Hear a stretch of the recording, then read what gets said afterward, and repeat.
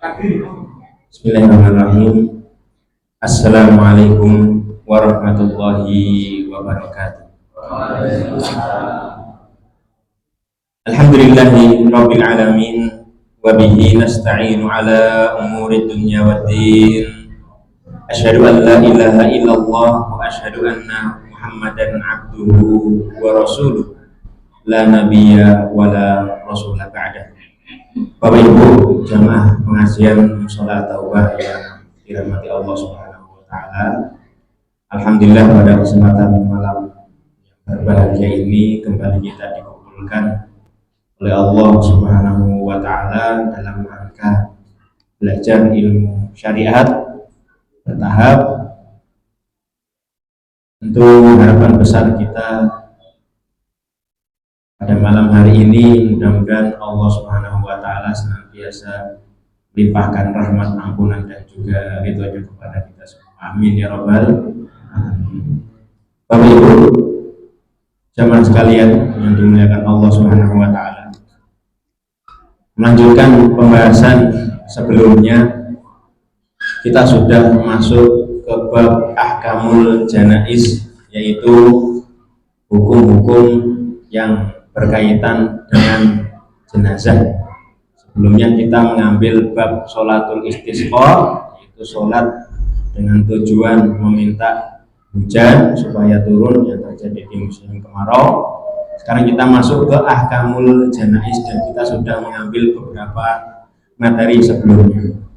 Bapak Ibu jamaah sekalian yang dirahmati Allah Subhanahu wa taala, maka agama Islam ini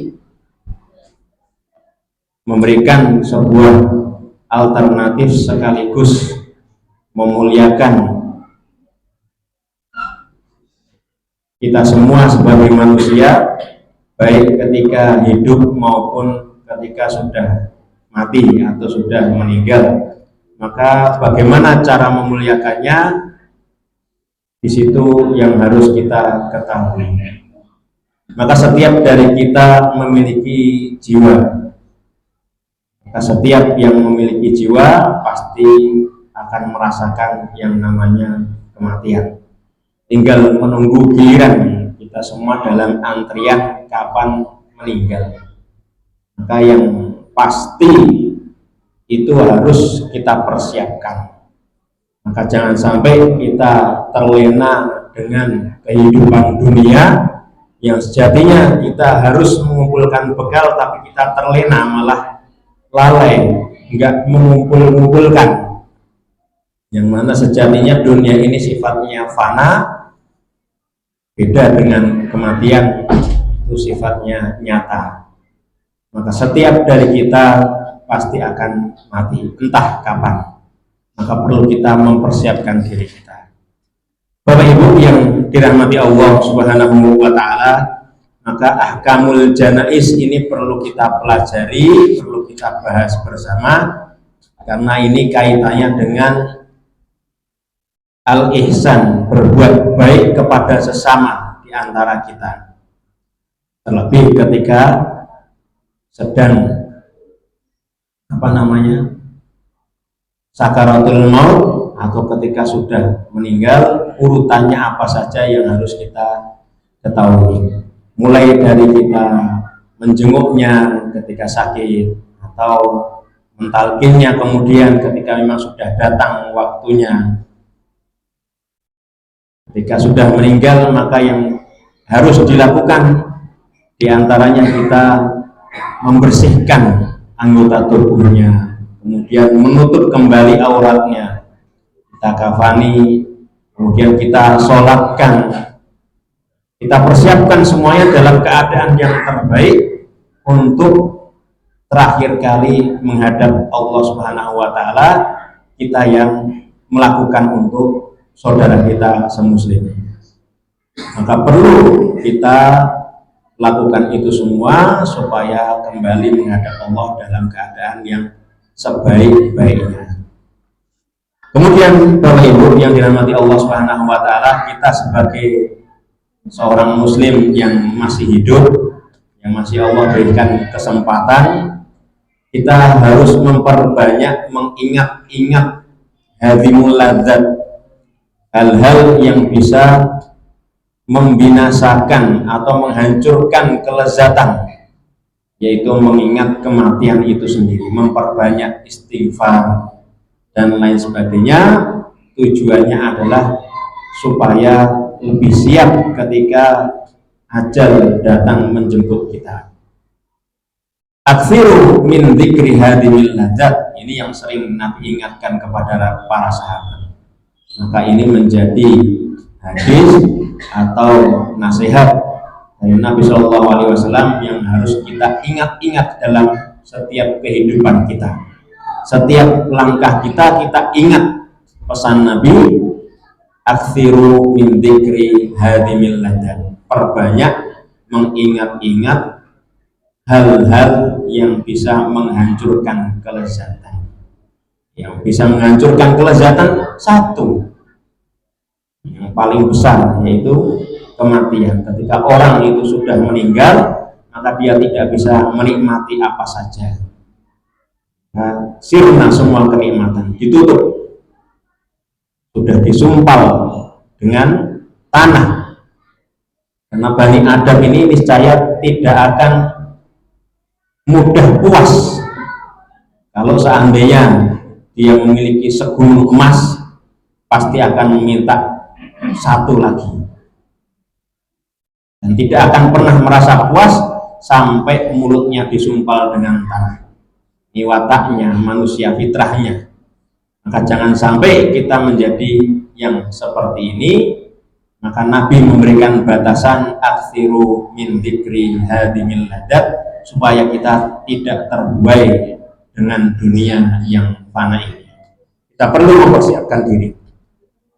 Maka Nabi pun juga mengingatkan kita, istahyu minallahi haqqal hayat, teruslah merasa malu dengan yang sebenar-benarnya, sebanyak-banyaknya. Kata para sahabat, kita sudah merasa malu kepada Allah, wahai Rasulullah. Bukan itu yang aku maksud. Namun apa yang dimaksud oleh Nabi, walakin al-istihya minallahi haqqal hayat antahfadhar ra'sa wa mawa. Kalau engkau benar-benar merasa malu kepada Allah, maka jagalah kepalamu dan seisinya. Mata kita jaga, telinga kita jaga, lisan kita jaga, pikiran kita jaga. Wal batana wa mahawa, perut dan bawahnya. Maka semua ini perlu kita jaga kalau memang benar kita memiliki rasa malu kepada Sang Pencipta, yaitu Al-Khaliq, Allah Subhanahu wa Ta'ala, yang memberikan kesempatan, menganugerahkan nikmatnya kepada kita semua, mengatur segala urusan kita. Kita merasa malu kalau kita melanggar aturan-aturannya, merasa malu kalau sudah diberikan kesempatan namun kita sia-siakan. Itu yang ingin disampaikan oleh Rasulullah Shallallahu Alaihi Wasallam. Menginjak pembahasan berikutnya, ahkamul marid. Kita membahas tentang bagaimana atau apa saja yang harus dilakukan ketika ada yang marid, sakit. Kalau satu itu marid, kalau jumlahnya banyak itu namanya mardo. In kuntum mardo au ala safarin, dalam sebuah ayat, kalau ada di antara kalian yang sakit, nah antum itu berarti kan banyak sakit. Sekarang marid berarti satu. Yang pertama, an yasbir wa yahtasiba. Ketika kita diberikan sakit, ditimpa musibah berupa penyakit, maka yang pertama harus kita lakukan adalah bersabar. Wa yahtasib, kita bermuhasabah, mengharap kalau itu nanti menjadi pahala, tabungan pahala untuk kita semua. Wala yajza, tidak putus asa, kemudian tidak bersukar hati. Wala yaskhat liqadaillah, tidak membenci, tidak marah dengan apa yang sudah Allah putuskan. Wala ba'sa an yuhbiran nas bi'illatihi atau bi'illati nau'i maradihi. Boleh ketika orang itu sakit ngasih tahu orang lain sakitnya apa, itu tidak apa-apa.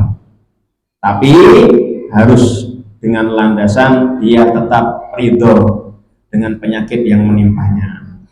Wa syaqqa ila Allah taala talabus syifa. Ketika kita mengadukan penyakit kita, itu kita mengadunya kepada Allah. Wa talabus syifa min la yunafi as-sabr. Kita meminta Allah, ya Allah sembuhkanlah penyakitku. Bukan berarti kita tidak sabar. Memang kita dituntut untuk sabar ketika kita berdoa, bukan berarti kita tidak sabar. Karena kita berdoa itu Allah juga yang minta supaya kita terus bergantung hati ini kepada Allah. Anni massani ad-durru wa anta arhamur rahimin. Doanya Nabi Ayub. Artinya Nabi Ayub alaihi salam ketika ditimpa dengan penyakit yang menaun tidak kunjung sembuh, sehingga bagian besar keluarganya meninggalkan Nabi Ayub pun berdoa, anni masanid dur wa anta arhamur rahimin, meminta kepada Allah supaya disembuhkan penyakitnya. Bukan berarti Nabi Ayub tidak sabar, karena memang itu yang Allah perintahkan. Wa kadzalika la ba'sa bit tadawi bil adwiyah al mubahah. Kalau mau berobat maka tidak apa-apa, tapi dengan cara yang mubah, bahan-bahannya juga yang mubah, yang diperbolehkan, maka tidak mengapa. Seperti halnya ketika kita lapar, ya makan, kita haus, ya minum, kita sakit, maka alternatifnya kita mencari kesembuhan dengan berobat. Kepada siapa? Kepada ahlinya. Bukan kita serahkan kepada yang bukan ahlinya. Wala yajuzu at-tadawi bil muharram. Kalau tadi diminta berobat dengan yang mubah, berarti dengan yang haram kita tidak boleh melakukan pengobatan tersebut. Innallaha lam yaj'al syifaakum fi ma harrama 'alaikum. Allah tidak menjadikan kesembuhan kalian itu terletak pada hal-hal yang diharamkan atas kalian. Berarti ada alternatif yang halalnya ada. Itu yang harus kita prioritaskan pertama. Berobat dengan cara-cara atau dengan bahan-bahan yang mubah. Innahu laisa bidawain lakinnahu da. Pernah Nabi SAW ingatkan para sahabat berobat dengan cara yang haram atau bahan-bahan yang melanggar syariat. Nabi katakan innahu laisa bidawa, itu bukan obat, walakinnahu da, melainkan itu adalah racun. Maka kita harus menghindari yang namanya racun. Karena niat kita adalah mencari kesembuhan, berobat. Kita berobat dengan cara yang diperbolehkan.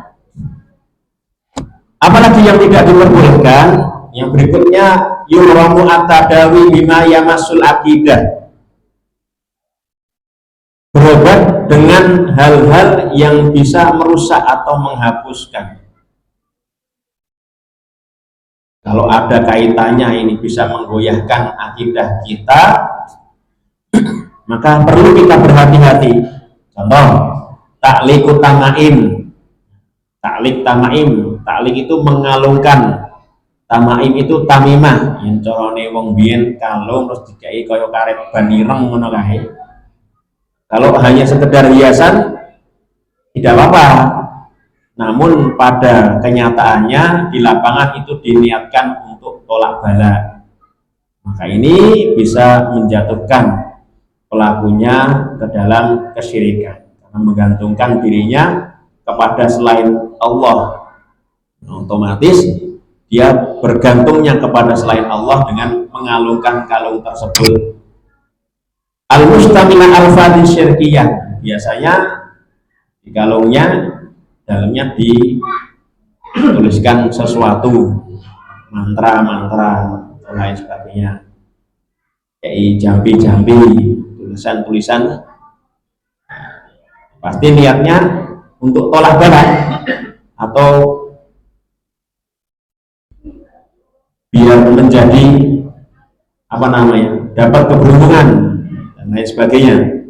Maka ini tidak diperbolehkan karena melanggar aturan syariat. Au talasim au kharazin au khuyutin, nyimpen suatu sing dilinting-linting kayak benang, tujuannya gendang mari. Nah, ini tidak diperbolehkan. Kita memiliki keyakinan tersebut, kita nyimpen suatu barang, nyimpen iki kok mesti uripe mujur, uripe beruntung, terhindar dari penyakit, maka tidak boleh. Kepada diri kita sendiri tidak boleh, apalagi kalau kita memberikannya untuk orang lain. Jenguk orang sakit tak titipi kita mari, maka tidak boleh. Menggantungkan diri hati kita kepada selain Allah maka tidak boleh. Biasanya diletakkan di mana? Di al-adud, diletakkan, diikatkan di tangan, di lengan, awil biro, atau di detik gelang ireng, maka tidak boleh. Biasanya kalau sudah menjadi kebiasaan, kalau tidak diniatkan seperti itu maka tidak apa-apa. Namun prakteknya di lapangan, orang yang memakai seperti itu memiliki keyakinan tertentu yang jelas itu melanggar syariat, maka perlu kita hindari. Wa min dzalika aidan at-tadawi indal musyawwidaini. Tidak boleh juga selain menggunakan atribut-atribut tersebut, kita tidak boleh berobat kepada tukang klinik. Contohnya apa? Al-Quhan, kita datang kepada dukun minta kesembuhan, boleh pitik penyakitnya dipindah curut penyakitnya dipindah maka barang siapa dalam sebuah hadis hanya sekedar mendatangi dukun saja, hanya sekedar datang untuk menanyakan sesuatu, itu sholatnya 40 hari tidak diterima. Jadi delay sholatnya. Sholat 5 waktu, terus bagaimana kalau nggak diterima? Terus sholat ya sholat, cuman pahalanya tidak sampai. Ibadahnya, niatnya tidak sampai selama 40 hari. Bodoh-bodoh gak ketomponi ya petang puluh dino dijadwal rasa sholat sisan. Maka ini pemahaman yang keliru. Tetap kita sholat, namun yaitu hukumannya 40 hari tidak diterima. Maka jangan sampai kita mendatangi yang namanya kohan, dukun, au munajimin dari kata najem itu bintang, peramal bintang. Sama kita meramalkan nasib kita, saya tidak terima offline online, oke. Nah, jangan sampai kita melakukan hal-hal yang demikian. Ini lahirnya tahun ini insyaallah, mengaku insyaallah nih,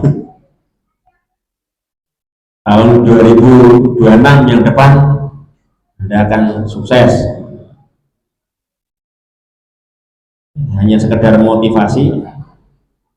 Tapi kalau kita mempercayai hal tersebut hadir dalam kehidupan kita, maka di sini kita termasuk mencari solusinya kepada al-mutanajimin atau munajimin, yaitu peramal bintang, wasaharah tukang sihir, wal mustahdimin alil jin, ahli gaib. Maka tidak boleh, perlu kita menghindari hal-hal yang bisa merusak kemurnian akidah kita. Wa qad ja'alallahu asy-syifaa'a fil mubahat an-nafi ahlil badani wal akal. Allah Subhanahu wa taala sudah menjadikan pada hal-hal yang mubah, yang diperbolehkan, di sana ada manfaat untuk badan kita, manfaat untuk akal wadin, terutama manfaat untuk agama kita. Terutama yang paling tingkatnya adalah wa ala ra'si dzalika al-Qur'an al-Karim, yaitu Al-Qur'an al-Karim itu pengobatan yang tertinggi untuk jiwa kita, yaitu Al-Qur'an wa ruqyah, kita meruqyah dengan Al-Qur'an tersebut. Ibnu Qayyim al-Jauzi rahimahullah, seorang ulama, mengatakan wa min a'zami al-ilaj fi'lul khair, di antara bentuk pengobatan. Ibnu Qayyim al-Jauzi, ulama yang berkecimpung dalam pengobatan hati. Min a'zamil ilaj, di antara bentuk pengobatan yang terbaik, satu, fi'lul khair, melakukan kebaikan, wal ihsan, banyak berbuat baik, wal zikru, ingat, mengingat apa? Mengingat Allah, wa du'a wa tadarrub, merendahkan hati, merendahkan diri dengan khusyuk kepada Allah Subhanahu wa taala, dan memperbanyak taubat. Dengan kita bertaubat, maka jiwa kita akan semakin bersih. Kalau jiwanya bersih, hatinya bersih, maka insya Allah badan juga ngikut sendiri. Wala ba'sa bitadawi bil adwiyah al-mubaha ala aidi atibba, boleh kita berobat ke dokter, itu memang dianjurkan, terlebih kalau dokternya itu yang al-arifina bitashkhisil amrad, dia bisa mendiagnosa penyakit-penyakitnya, maka itu yang dianjurkan. Bukan berarti dia tidak sabar, melepas tawakalnya kepada Allah, tidak. Justru bentuk tawakalnya dia adalah menjalankan apa yang Allah perintahkan dengan cara berobat, bertanya kepada ahlinya. Ahlinya siapa? Ya dokter yang sudah belajar bertahun-tahun. Kadang kita ini sebagai bapak atau ibu, anaknya loro jadi dokter dadaan, ngerti-ngerti kan kuwi iso searching neng Google ini, berarti iki kuwi jadi dokter dadaan. Padahal yang paham ilmunya, yang jauh lebih paham itu para atibah, yaitu dokter yang sudah belajar bertahun-tahun. Buat apa kalau kita tidak nanya dokter, kita mengobati dengan cara kita sendiri? Buat apa ada dokter? Dokter gunanya adalah menyampaikan ilmu kesehatan kepada yang tidak paham ilmunya, untuk mengobati, alternatif di situ. Watusan iyadatul marudha, langkah berikutnya dalam bab ahkamul janazah, yaitu disunnahkan iyadatul marudha atau iyadatul marid, menjenguk orang sakit, karena merupakan hakul muslim, hak seorang muslim terhadap muslim yang lainnya. Di antara 5 tersebut adalah iyadatul marid, yaitu menjenguk orang sakit. Bagaimana menjenguknya? Takunu ziyarah yauman ba'da yaum, selang-seling, bisa hari ini mengunjungi, besok enggak, besoknya lagi juga boleh. Ba'da yaumin, 2 hari sekali. Malam yakun al-marid yarbu ziyarah kulla yaum, kalau setiap hari dikunjungi orang yang sakit tidak enak, merasa risih, maka ya selang-seling. Wala yulil julus, kalau kita mengunjungi orang sakit, ada teman kita yang sakit, tidak boleh lama-lama, adabnya tidak boleh lama-lama. Yuk pilihan nginep, pilihannya bulan, nek sedulur dewe ya tidak apa-apa, tapi kalau teman ya beda. Maka perlu kita memperhatikan adab-adabnya. Kecuali kalau yang sakit tersebut memang meminta kita berlama-lama, tidak apa-apa. Illa idza kana al-marid yarghabu dzalik. Kalau yang sakit ingin kita lama-lama, maka tidak mengapa. Tapi hukum awalnya kita adabnya menjenguk orang sakit itu sebentar, cukup menghibur, mendoakan sudah pulang. Apa yang didoakan? Kita mengatakan labak sa'alaika tahur insyaallah. Tidak popo, labak itu tidak apa-apa. Tahur insyaallah. Kalau dengan penyakit ini menjadikan lebih suci, menjadikan lebih tahur. Didoakan dengan asyifa, doakan dengan kesembuhan, atau kita bacakan ayat-ayat Al-Quran untuk meruqyahnya. Di antara ayat Al-Quran yang paling manjur itu surat Al-Fatihah, surat Al-Ikhlas, wal Mu'awwidhatain.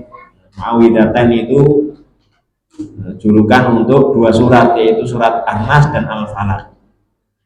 Di tiga surat ini, surat Qul Huwallah, Qul a'udzu birabbil falaq, Qul a'udzu birabbin nas, dan juga Al-Fatihah, ini adalah ayat yang digunakan untuk pengobatan alternatif berobat 4 surat ini.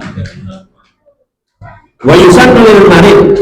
Tadi orang yang mengunjungi, bagaimana hukumnya orang yang sakit sekarang? Orang yang sakit yusannu lil marid an yusiya bi syai'in min malihi fi a'malil khair. Hendaknya dia memberikan wasiat atas hartanya supaya diberikan untuk melakukan amal-amal kebaikan. Dia berwasiat, ki aku eneng duit semene nggonen sedekah ya.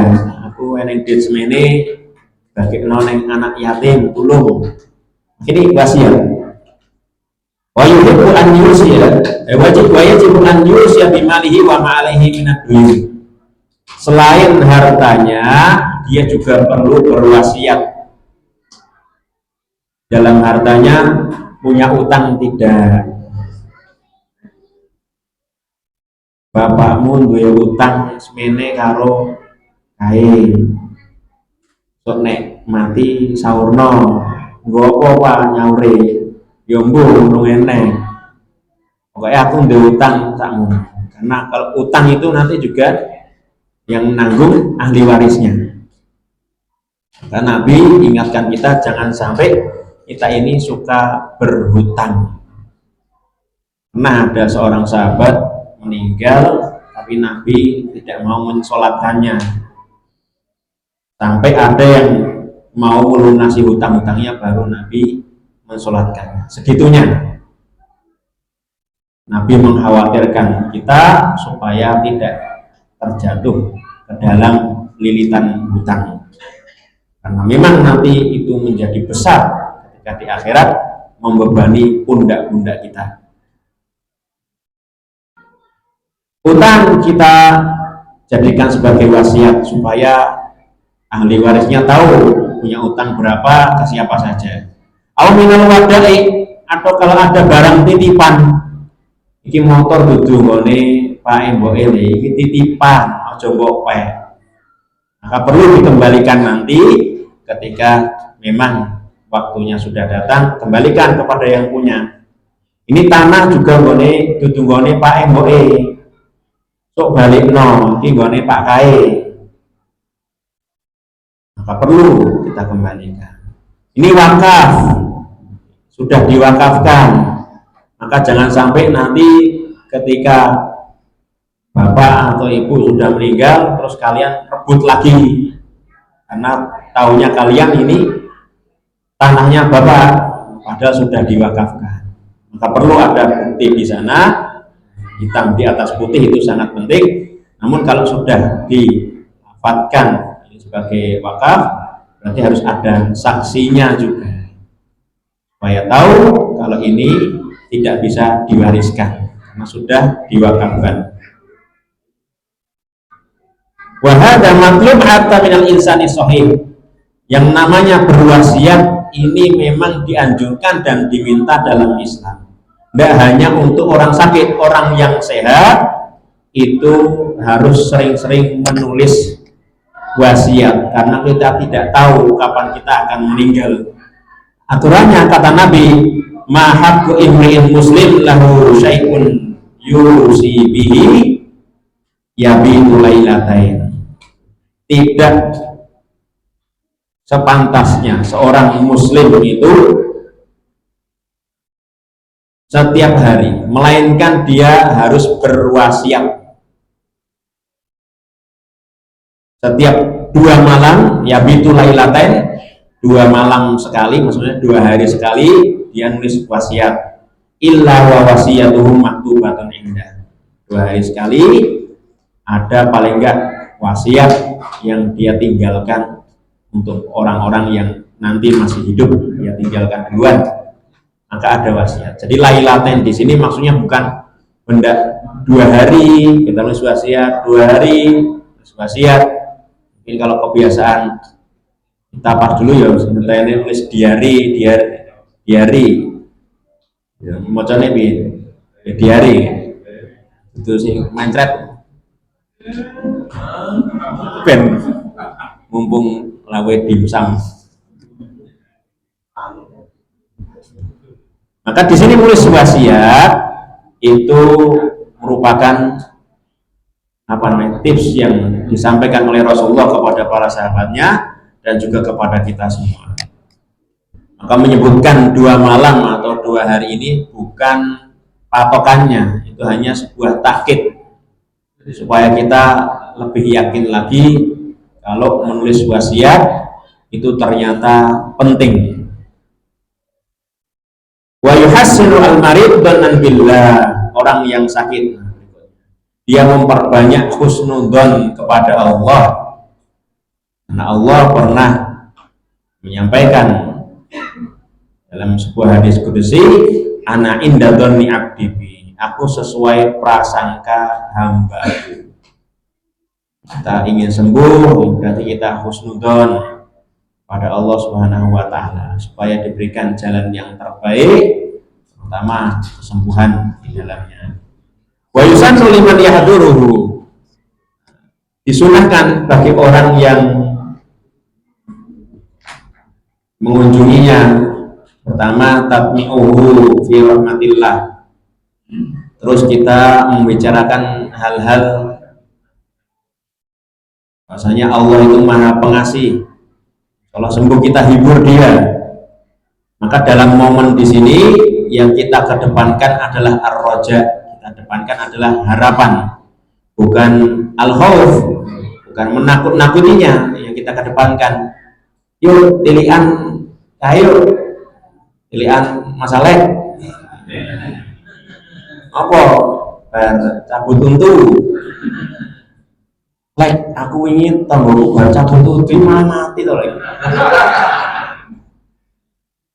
Nah kan ini takhwifnya, tidak boleh kita menakuti. Adabnya di mana kan tidak boleh. Ar-raja yang kita kedepankan, adalah harapan untuk kesembuhan. Jangan sampai kita menakut-nakutinya. Beda kalau kita sedang sehat, maka antara roja sama khauf, harapan dan juga rasa takut itu harus seimbang. Kalau kita terlalu takut, maka ditakutkan pesimis. Kalau yang dominan adalah ar-raja, harapan yang besar, maka takutnya nanti di luar ekspektasi, merasa aman dari hukuman. Maka tidak boleh, maka perlu seimbang antara keduanya. Faidah tudiro al-marid. Nah, sekarang momen yang krusial berikutnya, ketika orang yang sakit sudah dirasa tiba waktunya, fa innahu yusannu liman hadarahu an yulaqinahu, orang yang hadir di sisinya sunahnya hanya satu waktu itu. Sunahnya apa? Mentalkin, mendikte, dibisikkan di telinganya, la ilaha illallah. Bacakan kalimat syahadat, tapi tidak sering-sering. Kalau kita membacakannya sering-sering, ditakutkan bosan. Mungkin kita belum pernah merasakannya, tapi Nabi menganjurkan ketika kita membacakannya, bacanya pelan-pelan, bertahap, bukan seperti kita berzikir la ilaha illallah, la ilaha illallah, la ilaha illallah, didapatkan bosan, bertahap supaya bisa mencerna. Orang yang sudah hampir bertemu ajalnya pasti takut itu ada, maka perlu menjaga konsentrasinya. Kita talqin dengan kalimat syahadat supaya akhirul kalamnya yaitu mengucapkan kalimat yang terbaik. Man kana akhiru kalamihi, kata Nabi, barang siapa kalimat akhir yang dia ucapkan dalam kehidupan la ilaha illallah, tiada Tuhan yang berhak disembah kecuali Allah, dakhalal jannah, maka jaminannya satu, yaitu masuk surga. Wa yusannu an yuwajjiha ilal qiblah, ketika kita jenguk orang yang sakaratul maut, hadapkan ke kiblat. Sunnahnya adalah dihadapkan ke kiblat. Dihadapkan ke kiblat itu berarti bisa miring kanan atau kepalanya diarahkan ke timur, kepalanya di timur, kakinya di barat. Dia agak songgo pakai bantal maka tidak apa-apa. Tapi kalau mau miring ya berarti miring ke kanan tapi menghadapnya ke kiblat. Berarti kepalanya ada di sebelah utara. Wa yaqra'u indahu surat Yasin. Di antara sunnah berikutnya kita membacakan surat Yasin bagi saudara kita yang sedang mengalami sakaratul maut. Jadi yang dimaksud Nabi iqra'u ala mautakum Yasin, yaitu kita bacakan surat Yasin ketika sakaratul maut. Nah, di dalamnya dapat faedah-faedah yang luar biasa bagi yang membaca maupun bagi yang didengarkan bacaan tersebut. Kita masuk ke dalam pembahasan berikutnya, ahkamu al-wafat. Tadi ahkamul marid, sekarang ahkamul wafat. Itu hukum-hukum yang harus kita ketahui ketika kematian itu sudah datang. Yustahabu idamatal mayyit takmilu ainihi. Yang pertama, ketika memang sudah dinyatakan meninggal, sunnahnya menutup mata sang mayit. Tidak peduli nama kita pamornya seperti apa, mau jabatan kita seperti apa, ketika sudah meninggal sebutannya cuma satu, jenazahnya pun duki dereng. Ya, mungkin dipanggil Mas Alek, wis teko urung Alek. Ya, pasti dipanggilnya jenazahnya sudah datang atau dipanggilnya satu gelarnya. Mau seberapa tinggi gelar kita, gelar tertinggi yaitu jenazah almarhum atau almarhumah. Itu yang akan diingat orang, almarhum, almarhumah. Maka jangan sampai kita terlena dengan dunia yang nanti ujungnya semua gelarnya juga sama. Inna ruha idza qubida tabi'ahul basar. Nabi pernah menutup matanya Abu Salamah ketika meninggal sambil mengucapkan, sesungguhnya ruh itu ketika dicabut, idza qubida tabi'ahul basar, mata pasti ikut dicabut. Ruh itu dari ujung kaki sampai keluar ke ubun-ubun. Biasanya kan kalau kita pernah mengalami kok didemok sikile kok kaya wis meh ning langit adem, biasanya seperti itu. Yang dingin dari bawah dulu sampai nanti ke atas, mata pun mengikuti kemana ruh tersebut dicabut, keluar lewat ubun-ubun kepala kita. Karena kata orang meninggal pasti matanya melihat ke atas, melotot melihat ke atas. Tapi ahul basar, kata Nabi, fala taqulu illa khairan, maka momen seperti ini jangan katakan apapun kecuali ucapan-ucapan yang baik. Fa innal malaikah yu'minuna, karena waktu itu ada satu malaikat yang datang. Meskipun ada dua raqibun atid yang mencatat amal baik, amal buruk kita, satu malaikat datang yaitu malaikat maut. Fa innal malaika yu'minuna ala ma taqulun, karena malaikat waktu itu selalu mengaminkan apa saja yang kalian ucapkan. Maka tidak boleh ketika ada orang meninggal kita neko-neko, ngomongnya ngalor ngidul sing elek-elek disebut kabeh, jangan. Itu adalah momen di mana malaikat mengamini waktu doa kita mustajab, karena yang mengaminkan adalah malaikat. Ini adalah ahkamul wafat yang pertama yang kita sudah tahu, yaitu menutup mata saudara kita ketika waktu kematian memang sudah ditetapkan, dan jangan sampai kita mengucapkan hal-hal yang buruk. Kita harus mengucapkan hal-hal yang baik saja, baik untuk diri kita ataupun untuk sang mayit tersebut. Bagi ibu yang dirahmati Allah, insya Allah kita lanjutkan pada pertemuan berikutnya setelah Idul Adha.